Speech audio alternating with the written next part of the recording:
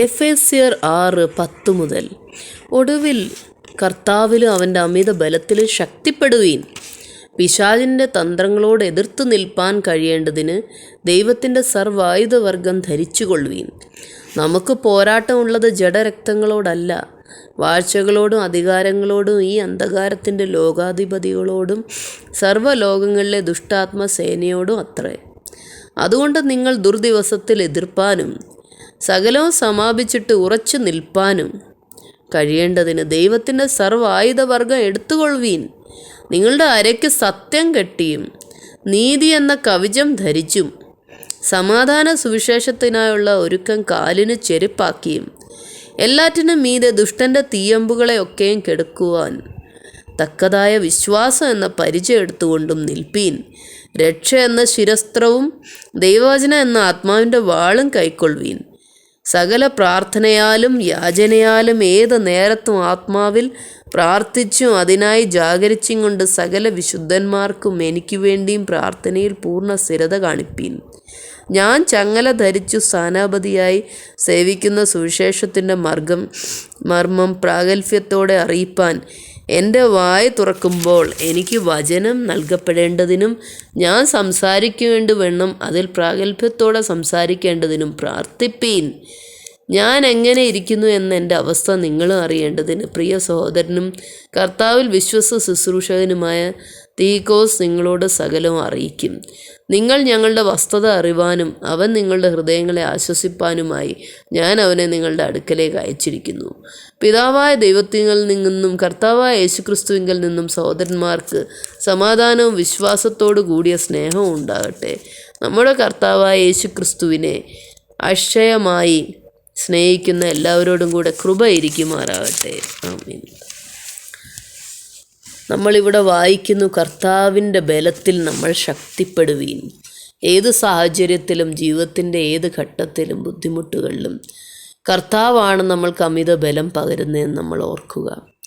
ദൈവഭയത്തോടുകൂടി ജീവിക്കുമ്പോൾ ദൈവം എല്ലാ കാര്യവും നമുക്ക് അസാധ്യങ്ങളെ സാധ്യമാക്കി തരും. എന്നാൽ പിശാചിൻ്റെ തന്ത്രങ്ങളോട് എതിർത്ത് നിൽപ്പാൻ കഴിയേണ്ടതിന് ദൈവത്തിൻ്റെ സർവായുധവർഗം ധരിക്കേണ്ടത് ഈ കാലങ്ങളിൽ അത്യാവശ്യമാകുന്നു. എല്ലാ കാലങ്ങളിലും കർത്താവിനോട് ചേർന്ന് നടക്കുവാനും കർത്താവിനോട് അനുരൂപരാകുവാനും കർത്താവിൻ്റെ വഴികളിൽ നടപ്പാനും കർത്താവ് നമ്മളെ വിളിക്കുന്നു. സ്തോത്രം. നമുക്ക് പോരാട്ടമുള്ളത് ജഡരക്തങ്ങളോടല്ല, മനുഷ്യനോടല്ല, എന്നാൽ വാഴ്ചകളോടും അധികാരങ്ങളോടും ഈ അന്ധകാരത്തിൻ്റെ ലോകാധിപതികളോടും സ്വർലോകങ്ങളിലെ ദുഷ്ടാത്മസേനയോടും അത്രേ. നമ്മൾക്ക് ഈ ദുഷ്ടാത്മസൈന്യങ്ങളെ കാണുവാൻ സാധ്യമല്ല, എന്നാൽ അവർ നമ്മൾക്കെതിരായി നിൽക്കുന്നു, പ്രവർത്തിക്കുന്നു, നാം അറിയുന്നു. അതുതന്നെയാണ് നമ്മൾ പ്രാർത്ഥിക്കുമ്പോൾ പല കാര്യങ്ങൾ നടക്കാത്തത്, നമ്മളുടെ ജീവിതത്തിൽ പല പ്രതിസന്ധികൾ നേരിടുന്നതും അതുകൊണ്ട് തന്നെയാകുന്നു.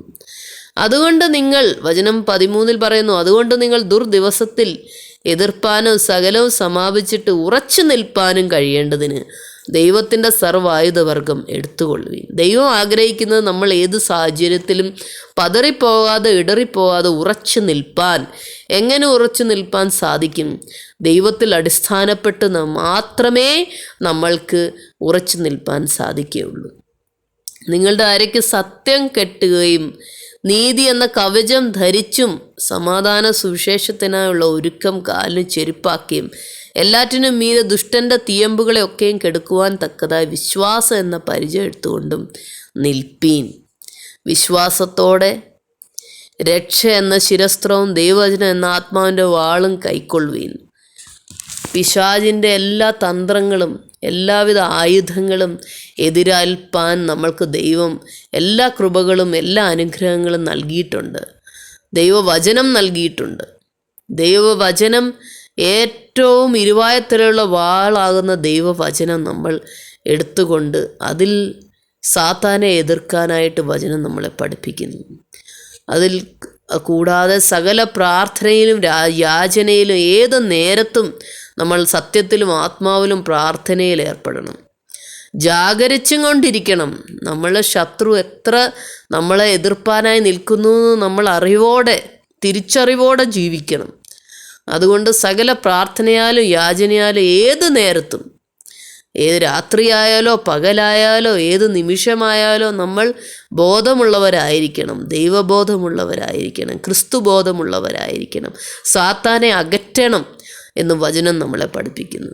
സകല പ്രാർത്ഥനയാലും യാചനയാലും ഏത് നേരത്തും ആത്മാവിൽ പ്രാർത്ഥിച്ചും അതിനായി ജാഗരിച്ചും കൊണ്ട് സകല വിശുദ്ധന്മാർക്കും വേണ്ടി പ്രാർത്ഥിക്കാൻ എപ്പോഴും സ്ഥിരത കാണിക്കണം. സ്ഥിരമായിരിക്കണം നമ്മളുടെ മനസ്സ് അങ്ങോട്ടും ഇങ്ങോട്ടും ചഞ്ചലിച്ചു പോകരുത്.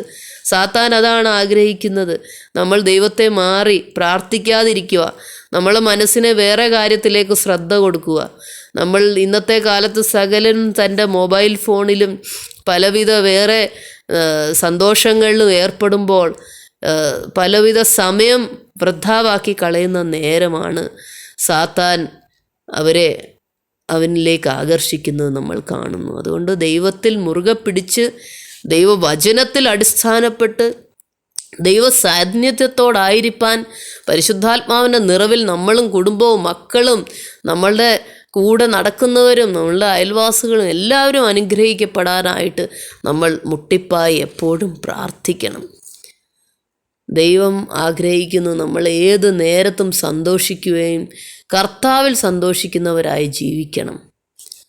അതുകൊണ്ട് കർത്താവിൻ്റെ സർവായുധവർഗം ധരിച്ചുകൊണ്ട് നമ്മൾക്ക് ഈ ജീവിതം ഏറ്റവും ശോഭനമായി സന്തോഷകരമായി സമാധാനകരമായി നയിക്കാൻ സാധിക്കുകയുള്ളൂ. അവിടെ ഇവിടെയും പോയാൽ നമ്മൾക്ക് രക്ഷ കിട്ടുകയില്ല. യേശു ക്രിസ്തുവിൽ മാത്രമാണ് ഏകരക്ഷ. സകലത്തിലും യേശു അനുഗ്രഹിക്കട്ടെ. യേശു നാമത്തിൽ തന്നെ ആമേൻ.